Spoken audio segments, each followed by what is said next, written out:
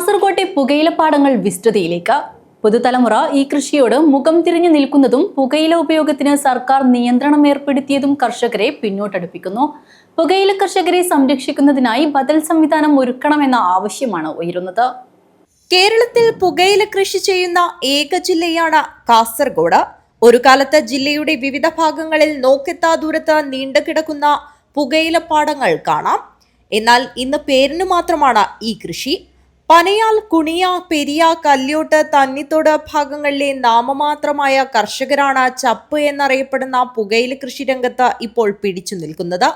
പുതുതലമുറ ഈ കൃഷിയോട് മുഖം തിരിഞ്ഞു നിൽക്കുന്നതും പുകയില ഉപയോഗത്തെ സർക്കാർ പ്രോത്സാഹിപ്പിക്കാത്തതും ഈ കൃഷിയിൽ നിന്ന് കർഷകരെ പിന്നോട്ടടുപ്പിച്ചു.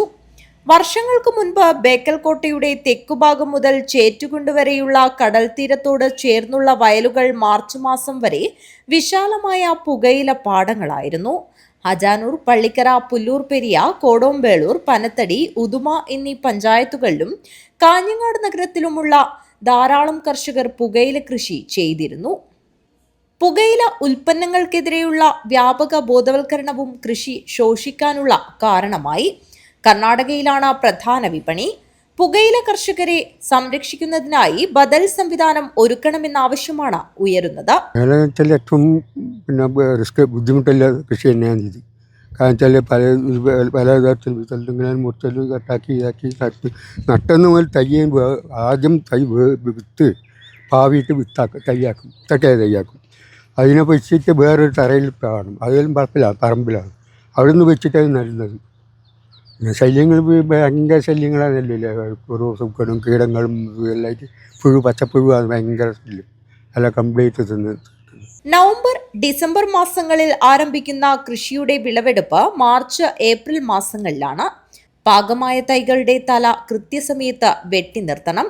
90 ദിവസം കഴിയുന്നതോടെ വളർച്ചയെത്തിയാൽ മുറിച്ചെടുക്കുന്ന തൈകൾ 21 ദിവസം ഉണക്കുകയും വേണം.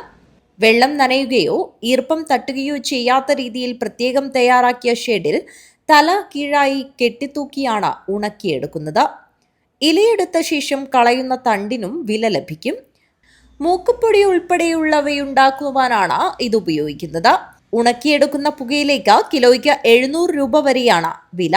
പാരമ്പര്യമായി കൃഷി ചെയ്യുന്നവരാണ് ഇവിടെയുള്ള ഭൂരിഭാഗം കർഷകരും.